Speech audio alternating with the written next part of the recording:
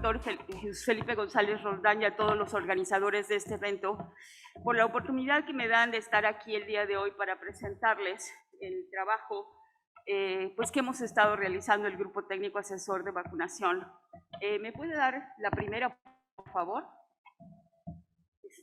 El título va a ser un poquito diferente de lo que me habían propuesto, porque en realidad quiero enfocarme en todos estos complejidades y desafíos para el desarrollo de una estrategia de vacunación COVID-19.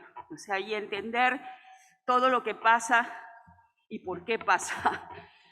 No todo, porque realmente de muchas cosas no tenemos toda la verdad en la mano, y cómo se vive con incertidumbre en estas situaciones.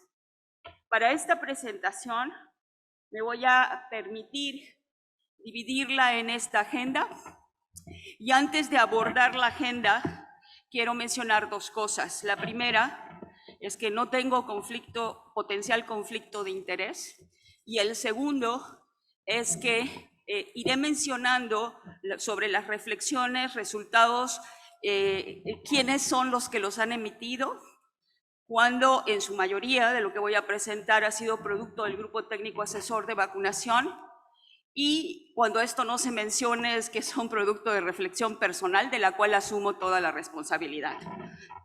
Muchas gracias. Entonces, en primer lugar, vamos a hablar un poco de estas incertidumbres iniciales y cómo ha ido esto avanzando actualmente en lo que es el concepto de la vacunación COVID-19 en el mundo y en México.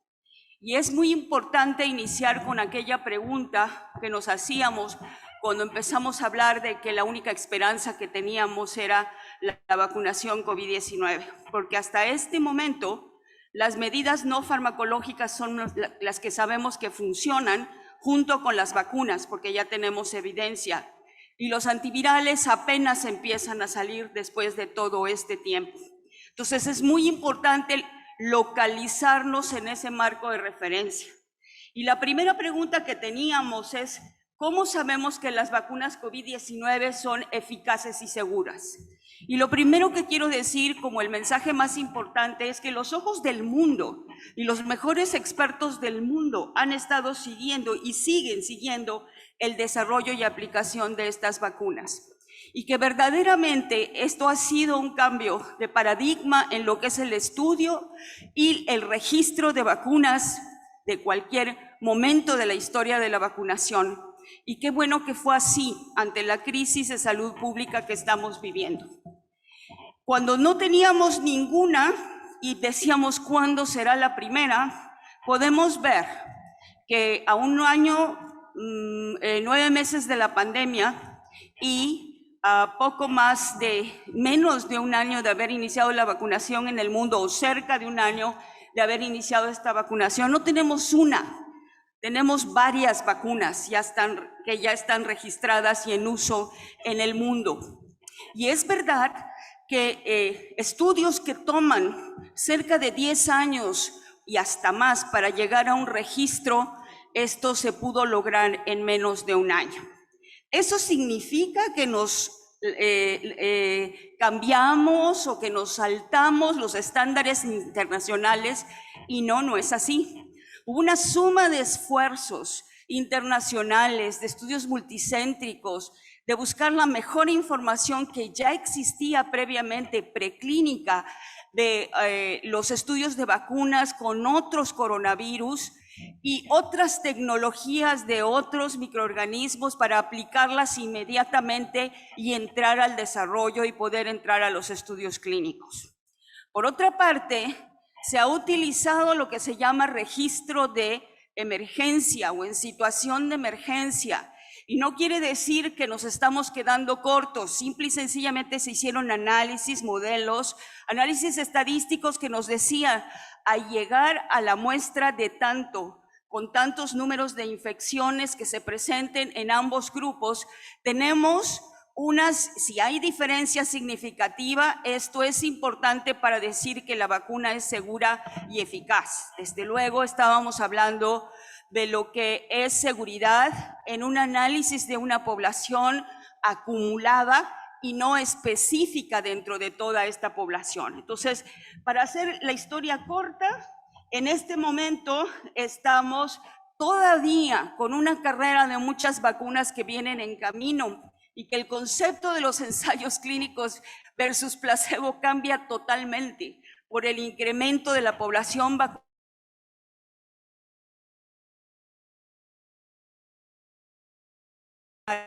cuando tenemos muchas opciones que ofrecerles. Muchas de estas vacunas se están usando en un mismo país, porque esa fue una estrategia que han utilizado los países para poder sobrepasar el problema de acceso. ¿Por qué? Porque la producción mundial es limitada, por mucho que se trabajó a riesgo de producción de antemano, y la demanda es mundial. Todos quieren, necesitan y deben de tener una vacuna mientras quieran aceptarla. En este lado, hacia la derecha de ustedes, les estoy mostrando lo que son de las vacunas que se consideran líderes en el mundo, porque son las más usadas. Todas esas en rojo se han utilizado en México, algunas más, otras menos. Entonces, si empezamos a ver esta discusión de cuál es el resumen general sobre las incertidumbres con las que iniciamos la vacunación en México y en el mundo, si no hemos sido diferentes, es importante hacer este repaso. Entonces, como les decía, al año y meses del inicio de la pandemia, contamos con varias vacunas registradas, pero cuando iniciamos las vacunas COVID-19 que llegaron a registro, iniciaron con información limitada en algunos aspectos específicos. No teníamos información en niños, no teníamos información en embarazadas, no teníamos información en adultos mayores, predominando los de 70 años y más, en inmunocomprometidos y otras comorbilidades. Pero muchos de ellos, exceptuando los niños, eran los de más riesgo para COVID grave, hospitalizaciones y defunciones, y urgía. Y eso es porque eran los estándares para los tipos de los ensayos clínicos fase 3. Tampoco teníamos evidencia de la capacidad de inhibir transmisión de la enfermedad, es decir, se estaba apostando a ensayos clínicos para evaluar cuánto protegían contra enfermedad sintomática, pero no el hecho de estar infectado, que pudieras transmitir y no tener síntomas. Entonces eso no nos estaba dando datos sobre eso. En el primer punto, ahora cómo estamos, toda la información que se ha vertido en muchos países, no en todos, pero sí en muchos países que han tenido la capacidad, se han analizado en esos estudios postintroducción y nos ha dado nueva información y también la continuidad de los ensayos clínicos fase 3 hasta terminarlos para tener más datos en todas esas poblaciones donde no teníamos evidencia previa. Todo eso en menos de un año, ¿sí? Además, en la capacidad de inhibir la transmisión, a pesar de que ya tenemos algunos datos que esto puede ocurrir, la verdadera magnitud todavía está en incertidumbre y sabemos que personas vacunadas se pueden infectar y pueden transmitir, aunque esto sea menos. La posibilidad de eventos adversos, sí, se midieron en estos registros con abuso de emergencia los eventos adversos comunes. Sin embargo, si existían eventos adversos poco comunes o que suceden a largo plazo, no lo vamos a ver en 10,000 personas, no lo vamos a ver en 20,000, ni en 50,000, ni en 100,000. Lo vamos a ver hasta que apliquemos 1 millón, 2 millones, 3 millones, muchos millones de estas vacunas o cuando pase más tiempo de esta observación. Y así es como han surgido los datos de anafilaxia, de trombosis, de Guillain-Barré, de miocarditis, etcétera, lo cual hasta este momento se ha visto que son eventos raros y que es mucho más el beneficio de la población, pensando en salud pública, población, que el riesgo que puede tener un evento raro y por lo tanto no podemos dejar de vacunar a estas personas. La otra es que tampoco sabíamos cuánto iba a durar la inmunidad. Y no solo el ver la inmunidad, sino el efecto biológico, es decir, la eficacia o efectividad, mejor dicho, porque ya es en campo de estas vacunas. Ahora sabemos y empezamos a ver primero los datos de que los anticuerpos neutralizantes disminuían y que hay evidencia de que esto tiene un efecto en ciertos grupos de población, sobre todo como adultos mayores, inmunocomprometidos, y no sabemos exactamente si estos nada más o cuántos o todos necesitaremos otras dosis y cuándo. Todavía empieza a definirse esa situación. Pero eso sí, el seguir teniendo evidencia científica diario, que puede ser abrumador, es en cantidades enormes, es lo que nos está dando la suficiente fuerza para ir adaptando estas estrategias de vacunación conforme vamos avanzando en el tiempo. Entonces, pasemos al siguiente punto, ¿qué es lo que hay que considerar cuando se planea una campaña masiva de vacunación y más ante una crisis de salud pública como la que tenemos ahora? Y me permito presentar esta serie de cajitas que nos dice la Organización Mundial de la Salud, la Organización Panamericana de la Salud, que son muy claras y que ustedes saben porque lo trabajan en los estados para cualquier campaña de vacunación, y esto tiene que ser de ya, cuando estamos viviendo una crisis como la que vivimos y la vacunación era el arma que estábamos esperando para poder luchar contra esto. Entonces, primero es saber si las vacunas eran eficaces y si eran seguras. Ya vimos que había evidencia sobre esto. Si hay eficacia y seguridad diferencial por grupos, no la teníamos toda, ahora sabemos que hay más evidencia. Y después los aspectos logísticos, y a veces nos da un poco de trabajo a los que no están en programas de vacunación directo pensar en toda esa logística. Imagínense cuando nos dijeron, salieron ya, son de RNA mensajero y las tienes que almacenar a menos 70 grados centígrados. ¿Cuántos tenemos ultracongeladores para este tipo de almacenamiento? Y nos dicen, las alternativas es menos 20 grados centígrados. Tampoco es tan fácil. Y tienes un tiempo, una vez que reconstituyes y que la vas a mantener a temperatura ambiente, muy corto, y eso tu logística cambia. Y además, no vas a repartir 10 fichas al día. Vas a hacer una vacunación masiva, porque cuando menos vas a estar vacunando mínimo 300,000, máximo 1,000,000 en todo el país, en diferentes condiciones, como ustedes saben muy bien que esto ocurre. No era nada fácil poder enfrentar esta situación. Pero bueno, te preparas y tengo la posibilidad de tener las vacunas. ¿Cuántas voy a tener a la vez? ¿Cuáles me van a vender? ¿Cómo van a llegar? ¿Cuántas puedo tener por día, por semana, etcétera? Esa es otra parte de la logística. Aún superando lo anterior, dependemos del proveedor. Luego, ¿la población va a aceptar la vacunación o no? ¿Sí? Y eso, ¿cuánta información tenemos en México del impacto de los antivacunas o aquellos que tienen por motivos religiosos no aceptación o dudas? Y sabemos que allá está, la que es la de la demanda asociada a la infodemia, fue un terrible problema de crear angustia, inseguridad en la gente, que todos los que estaban en el programa de vacunación tenían que hacer un esfuerzo extra para convencer a las personas que lo que estaba saliendo en redes sociales no tenía un fundamento y que esto era importante para su seguridad. En la encuesta nacional de salud y nutrición que se realizó en el 2020 enfocada a COVID-19, nos decía que aproximadamente el 65% global en México tenía potencial aceptación a la vacunación, pero que habían diferencias.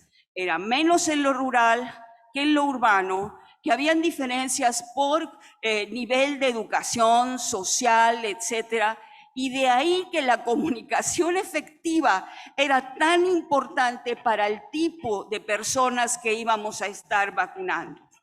Luego tenemos en la logística el número de dosis, la ruta de administración y esquema, todo lo que es infraestructura, personal, insumos, para poder aplicarlo para los desechos. Y algo muy importante que se estuvo hablando antes, el registro, el saber a quién estamos vacunando, cuándo lo tengo que volver a vacunar, porque iniciamos con vacunas de 2 dosis, y eso se convierte en un cuello de botella si a través de los años no se ha construido una infraestructura lo suficientemente fuerte para llevar este registro de la mejor manera. Y después, no tengo todas las vacunas, te van a llegar, voy a comprar, hago negociaciones, pero te van a llegar de poquito en poquito. ¿Y quién va primero y quién va después? Eso es algo que no es fácil de definir. Y en medio de todo esto hay que lidiar con la infodemia. Y eso es muy importante porque ustedes saben lo que se vivió en estas circunstancias. ¿Me la puede pasar porque ya no funciona esto?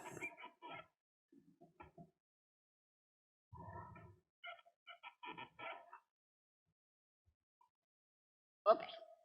Si nosotros vemos todos estos factores un poco más desplegado y hacemos un resumen, vemos que lo que importa es el acceso y lo que teníamos era un suministro limitado, acceso escalonado a montos pequeños periódicos. Tenemos que tener agencias regulatorias sólidas, con reconocimiento, porque el registro es sumamente importante para armonizar los criterios de uso y que esto sea en beneficio de la población. La aceptación en la población, vacunar a una amplia proporción a un ritmo acelerado, número total de población, y aquí es donde las comparaciones causaron mucho ruido. Dice, ¿por qué Chile le va mejor que a nosotros? Chile tiene 19 millones de habitantes, nosotros tenemos casi 130 millones. Es muy diferente aplicarlo, y además tiene un sistema de salud que ha sido estructurado por muchísimos más años de lo que nosotros lo tenemos. ¿Tenemos experiencia exitosa previa en un programa de vacunación universal? Sí lo teníamos, pero esto era un diferente modelo de aplicación de vacuna.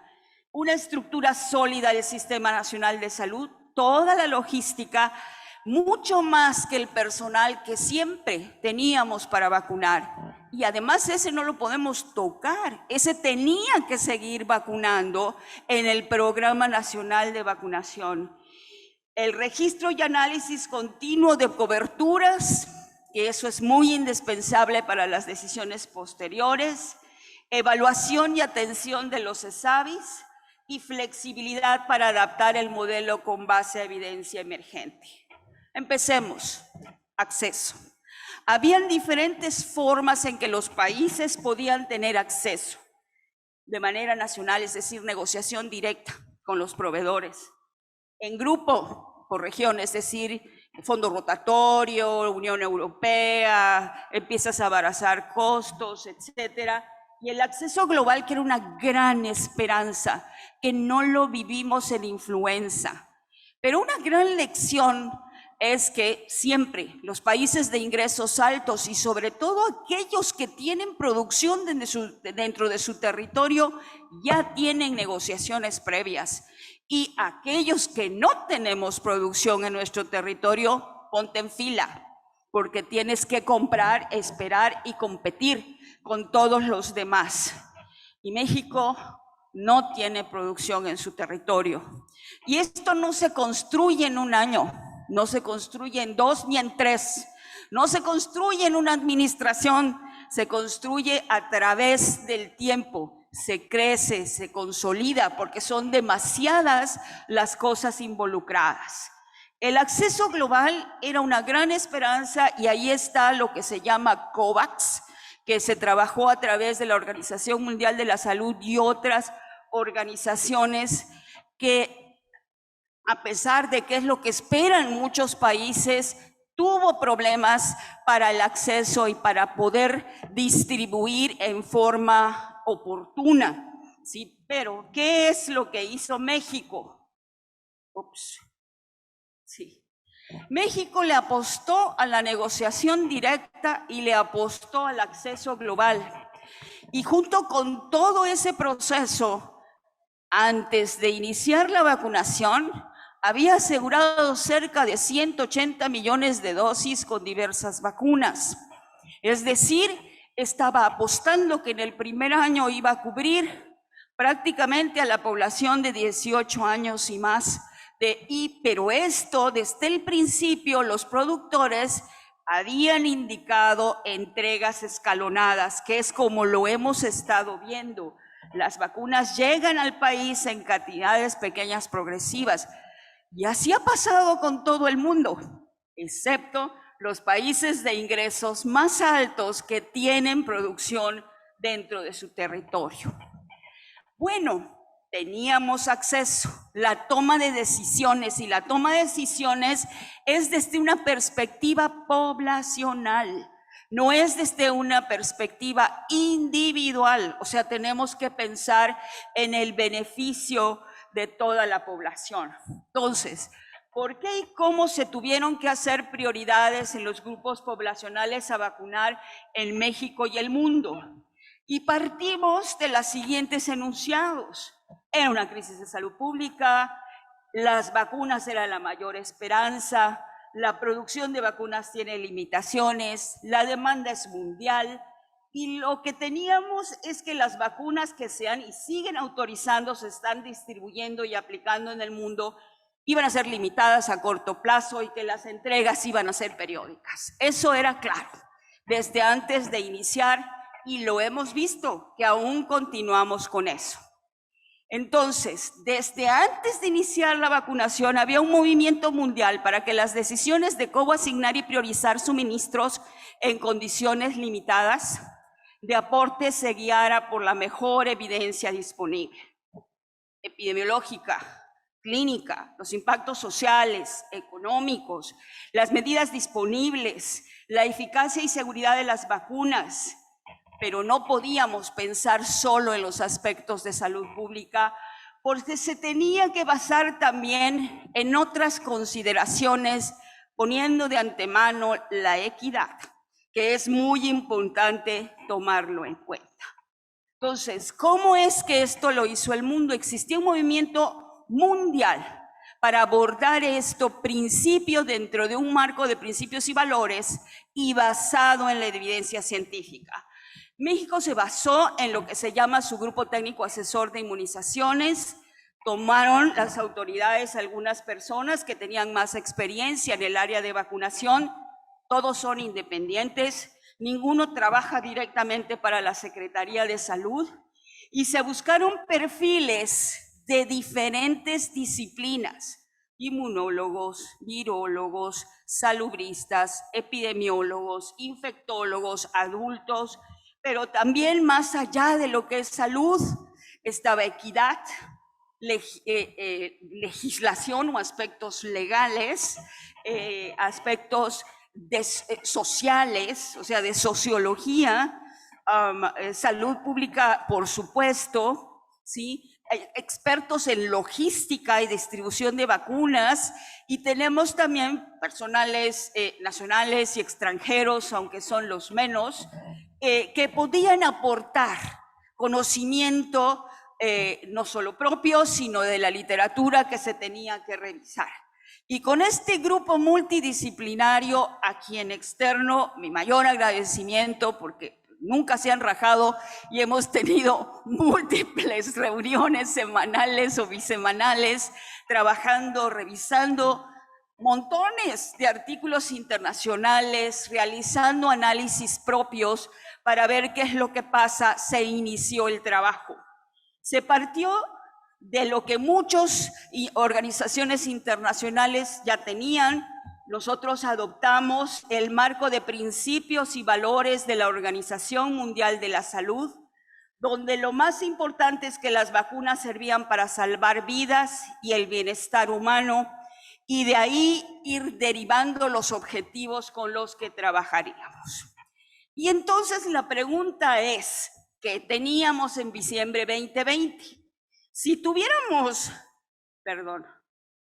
200 millones de vacunas, realmente el problema para nosotros sería cómo repartirlas lo más rápido posible, entre más rápido mejor, tantas rutas como sea posible, pero no las teníamos. Las vacunas eran escasas y lo han sido por varios meses. Entonces, ¿quién debe ir primero? Esa era la pregunta que nos hacíamos. Entonces, la primera pregunta es, ¿qué hago?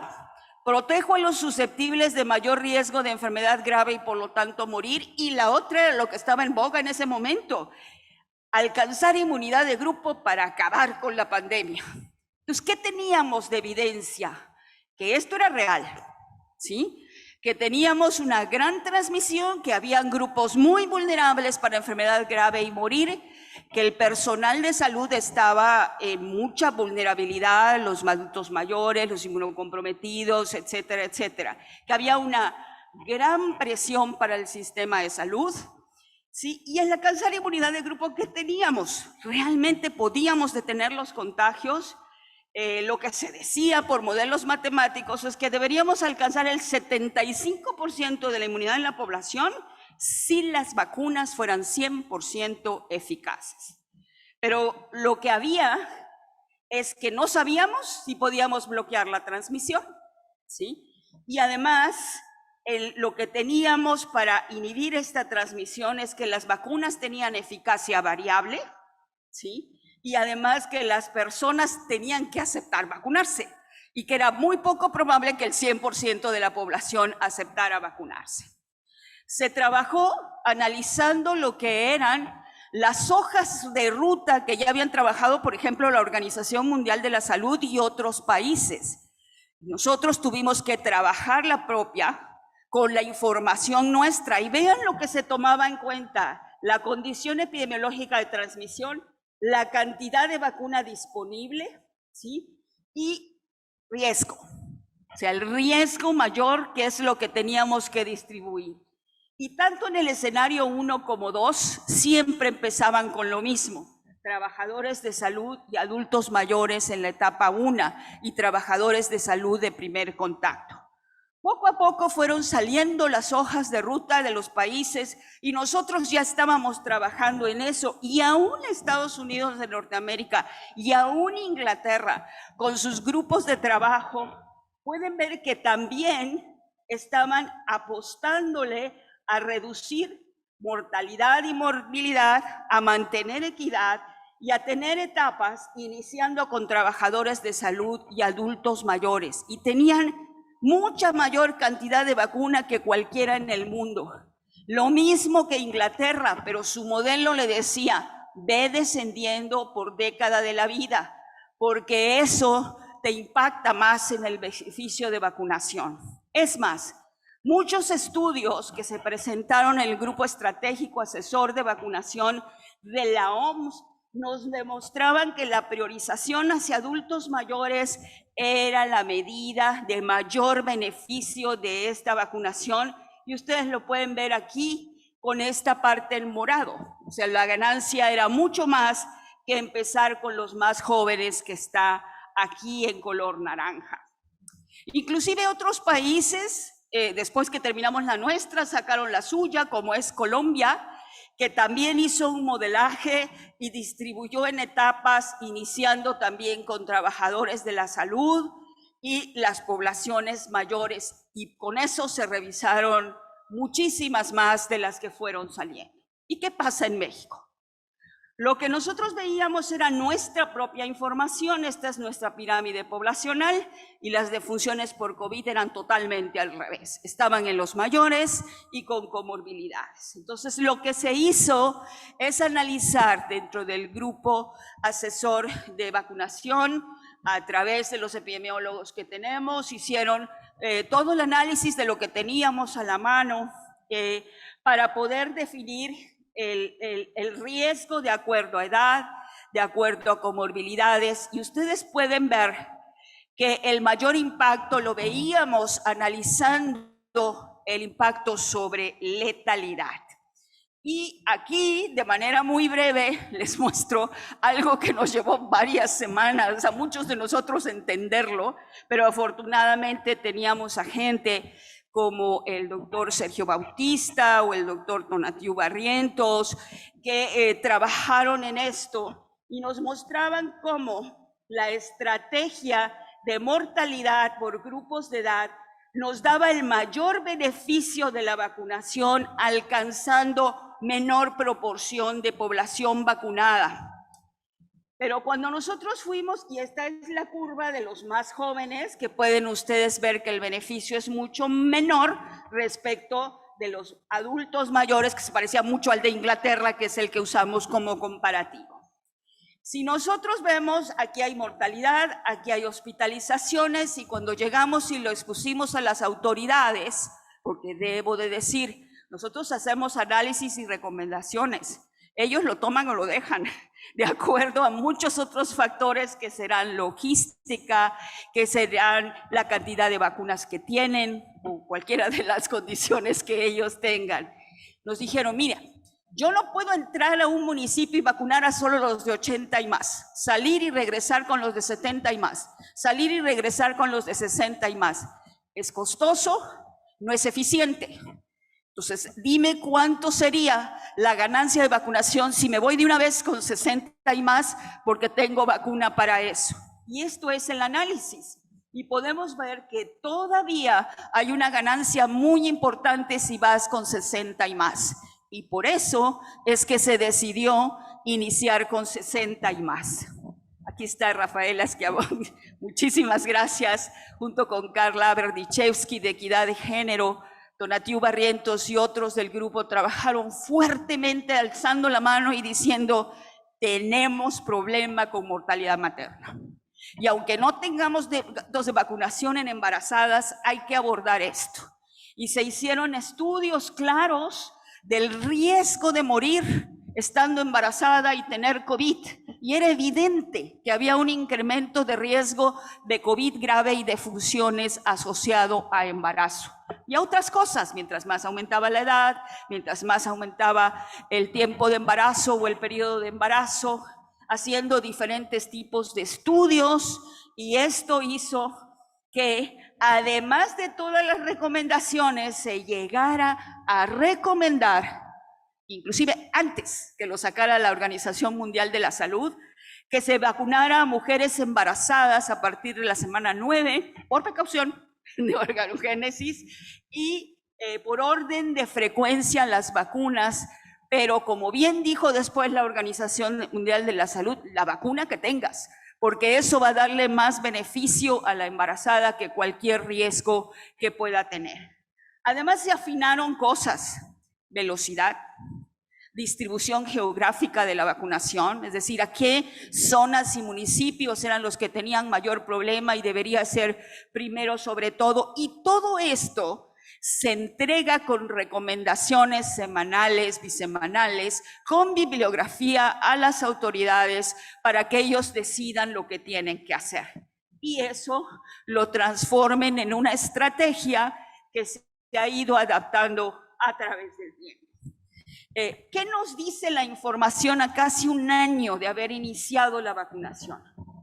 En el mundo, el 52.3% de la población ha recibido al menos una dosis y se han administrado miles de millones de dosis en todo el mundo, pero la inequidad sigue estando ahí, la pueden ver. Solo el 4% de las personas de los países de bajos ingresos han recibido al menos una dosis. Y el mapa lo dice todo, ¿sí? Podemos criticar nuestro esquema y estamos dentro de los más afortunados, aunque a veces nos dé trabajo aceptarlo. Otros han sido mucho más desafortunados, y no solamente es el acceso, es la infraestructura para poder distribuir y llevarlo hasta las personas de la manera más adecuada. Y bueno, siempre tendemos a compararnos con los otros países y vemos y decimos, ¿por qué México está ahí en medio? Esta es una aglomeración de pacientes que está entre 50 y 60% de cobertura total de vacunación, y ahí está México. Y realmente en la región de América, Chile, Cuba y Uruguay son los que han alcanzado 85 y algunos casi 90% de vacunación completa. Y dicen, bueno, pero es diferente los datos que nos da la Secretaría de los que tenemos internacionales, los denominadores son diferentes. O sea, este está dándonos lo que había calculado la Secretaría de 18 años en adelante. Esto nos está dando sobre la población total. Pero también podemos ver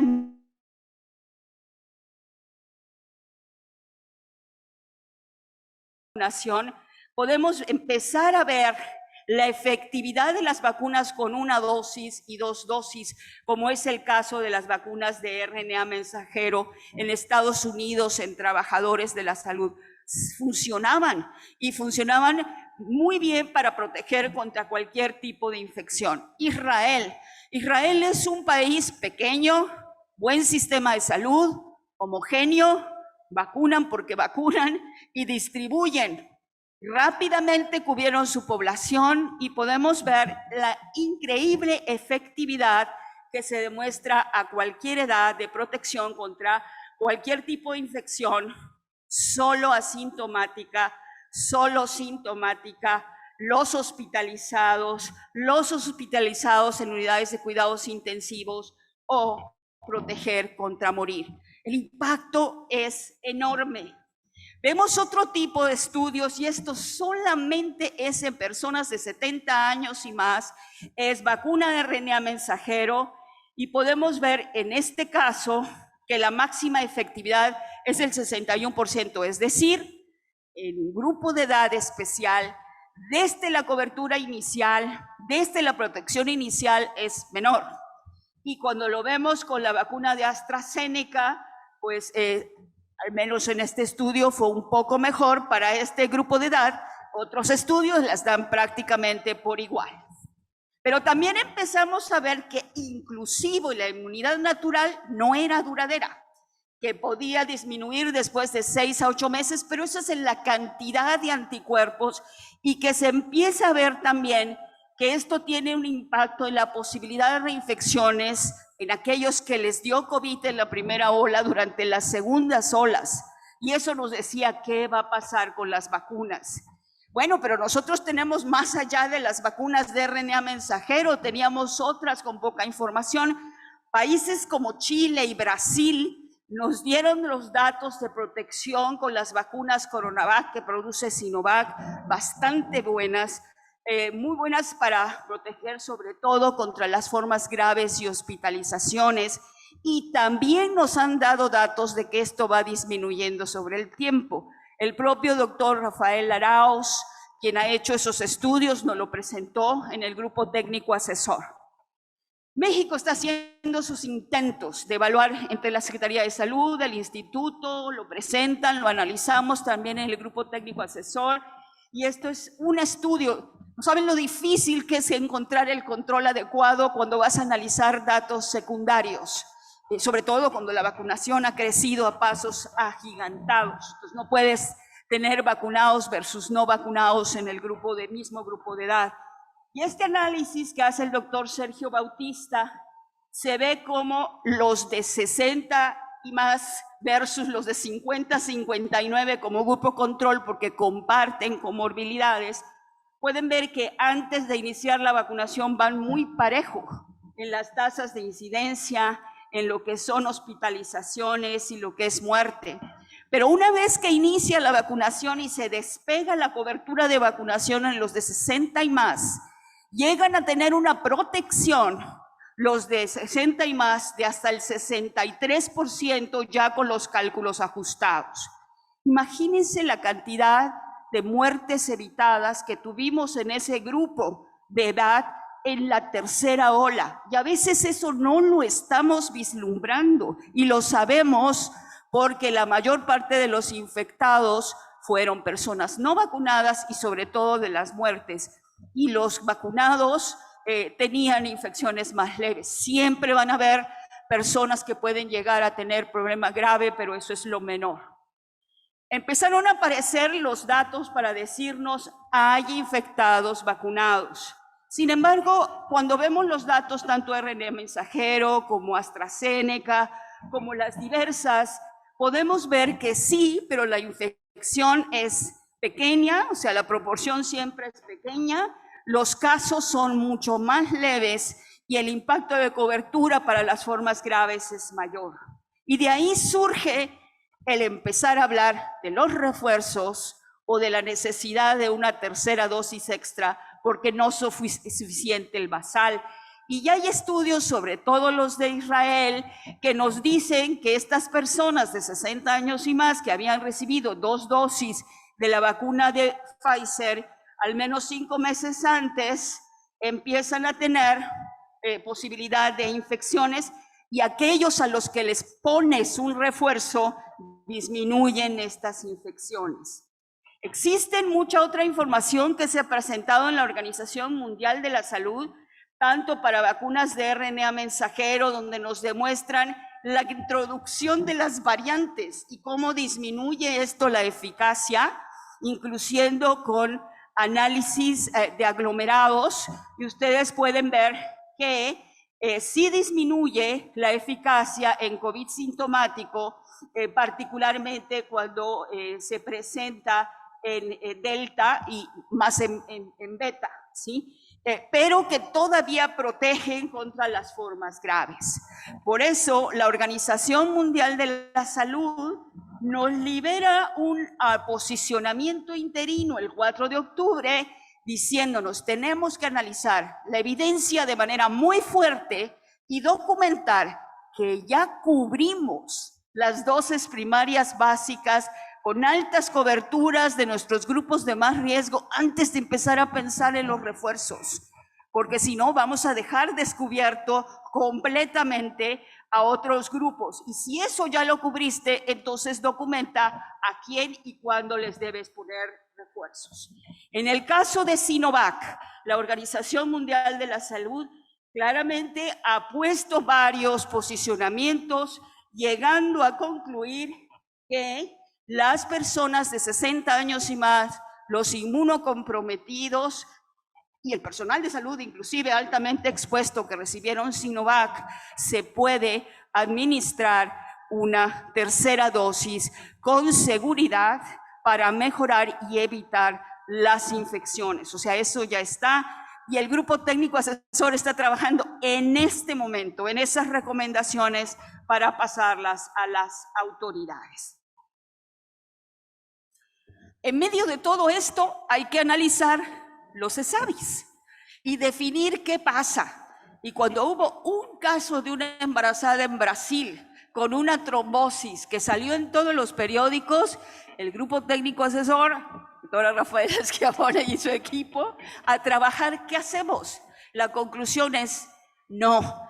El beneficio de seguir vacunando a las embarazadas es mucho mayor que un solo caso de lo que ha ocurrido, porque hay mucha más mortalidad materna. Entonces, aparecen las variantes y esto va a ocurrir. El virus muta con cierta velocidad y lo importante es saber que está mutando y si eso tiene un impacto biológico en disminuir la eficacia, en evadir la respuesta inmune, en evitar el diagnóstico, etcétera. Entonces, ¿qué es lo que tenemos que hacer? Vigilancia genómica. Y ahí necesitas expertos. No lo puede hacer solo el INDRE y la red de laboratorios estatales de salud pública. Y eso es lo que se hizo, trabajar integradamente con universidades, académicos y ver este tipo de variantes. Y poder analizar si estábamos teniendo estas variantes que llevan a disminución de la eficacia, disminución para poder cubrir las formas graves. Y en general, el mensaje es que con las variantes, aunque sí disminuyen en algunos casos la cantidad de anticuerpos neutralizantes y la efectividad para cubrir cualquier tipo de infección, siguen protegiendo contra las formas graves, las hospitalizaciones y las defunciones. Y es importante tener los esquemas completos para que sea una mejor cobertura. Y como les decía, México cuenta y ya ha analizado poco más de 35,000 genomas en este trabajo conjunto y podemos ver todos estos mapas que dicen, ¿y qué quiere decir? Quiere decir que México no es homogéneo. Pasan unas cosas en el norte, otras en medio, otras en el sur, y por eso hay que tener una excelente vigilancia. Y ustedes pueden ver que es cierto, Delta tomó el país en esta última ola, pero antes tuvimos una variante que se llama de interés de vigilancia y que fue para México, que fue predominante de la segunda ola, pero que no fue igual lo que pasaba en Ciudad de México y el Estado de México de lo que ocurría, por ejemplo, inclusive en Nuevo León, o lo que ocurría en el sur-sureste de México, donde Gamma entró primero y después llegó Delta. Pero lo importante es, varió la epidemiología, varió la clínica. Ojo, y eso es otro mensaje, la genómica es buenísima, pero no lo es todo. La epidemiología convencional, la clínica convencional tiene que seguir y tenemos que analizarlo todo en conjunto. Los retos actuales, hay muchísimos. Vacunación heteróloga. Ahora sabemos, porque ya empieza a salir la evidencia, que vacunar con otro tipo de vacuna, cuando tienes una dosis o completa para un refuerzo, dosis extra, la respuesta inmune es buena. Y empezamos a tener evidencia de efectividad en campo. Y eso es bueno para nosotros, porque no tenemos acceso de grandes cantidades de un mismo tipo de vacuna, y creo que eso nos va a llevar muy probablemente a poder tener más refuerzos heterólogos. La vacunación en niños, de tanto debate, ¿sí? El grupo técnico asesor, que por cierto en medios ya hemos sido acusados hasta de cómplices del genocidio porque no nos hemos pronunciado en niños. Nosotros entregamos nuestras recomendaciones desde hace mucho más de un mes a este respecto, de 12 a 17 años y de 5 a 11 años, que recientemente salió. Ojo, la dosis es diferente, la presentación es diferente, no es el mismo vial, hay que comprar las nuevas presentaciones que están saliendo para esto. Los refuerzos, la evolución, cuánto darlos, a quién darlos. Esto es lo que ha salido de vacunación en niños, predominando en Pfizer-BioNTech.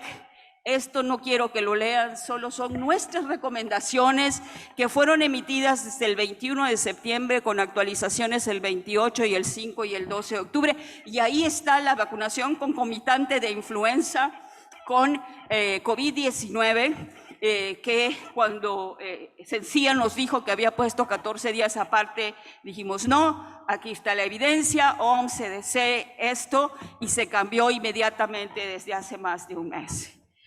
Pero necesitamos tener registros, necesitamos saber coberturas para poder tomar decisiones. No es fácil al correr, al tener esta presión. Hay registros separados, el de bienestar, el de maestros, el de trabajadores de salud, y a veces es difícil tener una actualización exacta. El doctor Mauricio Hernández, en el Instituto Mexicano del Seguro Social, donde tiene bases de registros de sus pensionados de 60 y más, que son nominales, nos dice que tenemos, el mes pasado, teníamos estas coberturas, lo cual es muy bueno. Nos dice que sí se están vacunando al menos esta población. Pero como bien decía el doctor Betancourt, el problema está reapareciendo y en Europa. ¿Qué está pasando? Pero cuando vemos, son Europa del Este predominantemente, y esto se asocia a países que tienen bajas coberturas de vacunación, pero dices Alemania. Pero al interior de Alemania tenemos zonas, provincias, con menos coberturas que otras. Y la mayor parte de los casos están en las zonas donde hay menos cobertura de vacunación, así que hay que vacunarse. En conclusión, lo que quiero dejarles como mensaje al final es que los países líderes de vacunación en las condiciones como las nuestras, ¿qué es lo que hicieron? Negociación directa para, además de acceso en mecanismo global, poder tener. Y al principio dijimos, eso es inequidad, pero funcionó. Funcionó para poder tener la vacunación que tenemos ahora. Infraestructura previa en etapas de procesos de producción de vacunas, y eso le ha funcionado muy bien a Brasil y Argentina. El trabajar en estudios clínicos le funcionó muy bien a Chile, Argentina y Brasil desde el principio. Trabajo integrado de actores de gobierno, ministerios, instituciones, relaciones internacionales, economía, salud y los comités asesores. Eso ha funcionado en todos los países. Siempre van a haber individualismos, pero lo importante es trabajar en conjunto.